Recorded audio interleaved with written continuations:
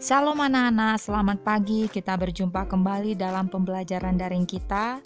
Kamis 10 September 2020 masih dengan tema 3, peduli terhadap makhluk hidup. Nah, Mem harapkan sebelum menonton video PowerPoint ini, anak-anak sudah membaca renungan kita pada saat pagi hari ini. Nah, di video kali ini Mem akan memberikan pembahasan Bu Pena halaman 158 sampai dengan 165. Silakan anak-anak siapkan buku Bu Penanya beserta alat tulisnya. Pembelajaran 4 muatan PPKN KD 3.2 dan 4.2 tentang pelaksanaan hak dan kewajiban dalam pemanfaatan tumbuhan. Salah satu manfaat menanam tumbuhan adalah membuat udara menjadi segar. Anak-anak bisa lihat di gambar ini. Nah, memperoleh udara segar merupakan hak kita semua. Kita juga berkewajiban merawat tanaman dengan cara menyirami dan memberi pupuk secara teratur. Setelah kita melakukan kewajiban, barulah kita memperoleh hak kita, yaitu mendapatkan udara yang segar serta lingkungan yang sehat. Kita lanjutkan ke muatan bahasa Indonesia KD 3.3 dan 4.3 tentang pertanyaan wawancara yang baik. Pertanyaan wawancara diajukan seperti saat melakukan percakapan biasa, mengalir atau tidak terburu-buru. Pertanyaan wawancara yang baik mencakup hal-hal sebagai berikut. Yang pertama, pertanyaan wawancara disusun secara runut atau runtut. Yang kedua, pertanyaan dimulai dari yang bersifat umum menuju pertanyaan yang bersifat khusus. Hal ini dimaksudkan karena pertanyaan yang dimulai dari yang bersifat umum akan memudahkan untuk memperoleh informasi yang rinci mengenai satu hal. Yang ketiga, pertanyaan wawancara sebaiknya berkelanjutan. Hal ini berarti pertanyaan wawancara harus saling berkaitan. Yang keempat, setelah narasumber memberikan jawaban, kamu juga dapat menanyakan hal yang berkaitan dengan jawaban narasumber tersebut. Kita lanjutkan ke pembelajaran 5 muatan IPS KD 3.1 dan 4.1 tentang ciri-ciri sumber daya alam. Salah satu contoh sumber daya alam adalah tanaman. Tanaman ada yang tumbuh di dataran tinggi dan ada yang tumbuh dengan baik di dataran rendah. Tanaman yang tumbuh di dataran tinggi dan rendah, di sini ada contohnya padi ya. Tanaman padi tumbuh di dataran tinggi dan rendah di daerah yang beriklim tropis. Tanah yang cocok untuk tanaman padi adalah tanah yang mengandung banyak humus dan pengairan yang cukup. Pada awal masa tanam, tanaman padi harus digenangi oleh air. Tanaman padi harus ditanam di lahan terbuka karena membutuhkan cahaya matahari.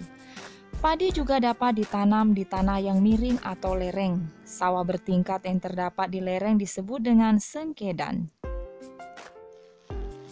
Kita lanjutkan ke tanaman teh. Tanaman teh tumbuh di daerah tropis dan subtropis dengan curah hujan yang cukup tinggi. Tanah yang cocok untuk tanaman teh adalah tanah yang mengandung humus. Berbeda dengan padi, teh tidak memerlukan banyak air saat awal tanam. Semakin tinggi daerah penanaman teh, semakin tinggi pula kualitas teh yang dihasilkan. Oleh sebab itulah tanaman teh biasanya ditanam di dataran tinggi karena dia akan tumbuh dengan subur dan menghasilkan kualitas teh yang baik. Bu Pena halaman 162, ayo berlatih untuk muatan IPS KD 3.1 dan 4.1. Pertanyaan yang pertama adalah, tuliskan perbedaan antara tempat hidup tanaman padi dan teh. Jawabannya, tanaman padi pada umumnya tumbuh di dataran rendah. Ini maksudnya bahwa ada juga jenis-jenis padi tertentu yang tumbuh di dataran tinggi, tetapi tanaman padi umumnya tumbuh di dataran rendah, sedangkan teh tumbuh di dataran tinggi tropis dan subtropis dengan curah hujan yang cukup tinggi. Pertanyaan yang kedua adalah, apakah padi dapat tumbuh di pegunungan? Jelaskan. Jawabannya adalah, padi tidak bisa tumbuh di pegunungan karena syarat hidup tanaman padi yaitu di daerah berhawa panas dan banyak mengandung uap air dengan suhu antara 23 sampai dengan 29 derajat Celcius. Pertanyaan yang ketiga adalah, mengapa teh tidak dapat tumbuh di dataran rendah? Jelaskan. Jawabannya, karena tanaman teh dengan kualitas yang baik tumbuh di dataran tinggi dengan ketinggian 700 sampai 1000 meter. Pertanyaan nomor 4 adalah, apakah iklim berpengaruh terhadap pertumbuhan tanaman? Jelaskan alasanmu. Jawabannya iya. Iklim mempengaruhi pertumbuhan tanaman karena kesesuaian iklim dengan tanaman akan membuat tanaman tumbuh dengan subur. Sedangkan iklim yang kurang baik akan membuat pertumbuhan tanaman terhambat. Pertanyaan yang terakhir untuk muatan IPS ini adalah, sebelum menanam tanaman, apa saja yang perlu diperhatikan agar tanaman dapat tumbuh dengan baik? Jawabannya, hal-hal yang perlu kita perhatikan agar tanaman dapat tumbuh dengan baik sebelum kita menanam meliputi sinar matahari yang cukup, kecukupan air atau curah hujan, suhu udara di tempat penanaman, serta kadar asam di tanah tempat penanaman.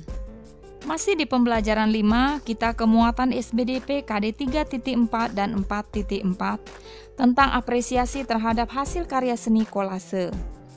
Hasil karya seni dapat diapresiasi atau dinilai melalui pendapat.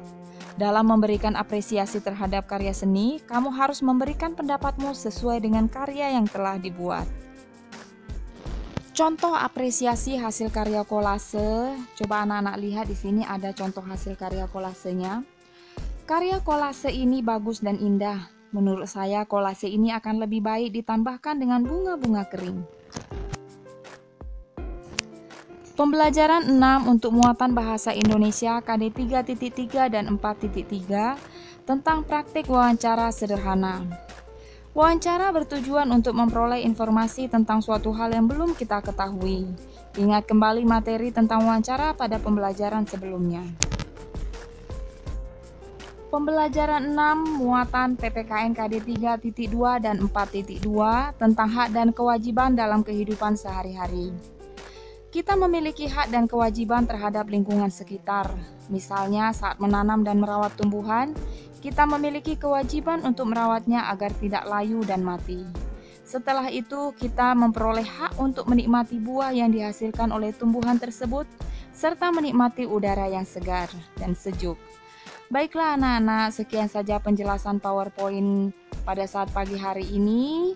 Silakan anak-anak membaca buku pulpenanya lagi untuk lebih mengerti dan lebih memahaminya. Shalom.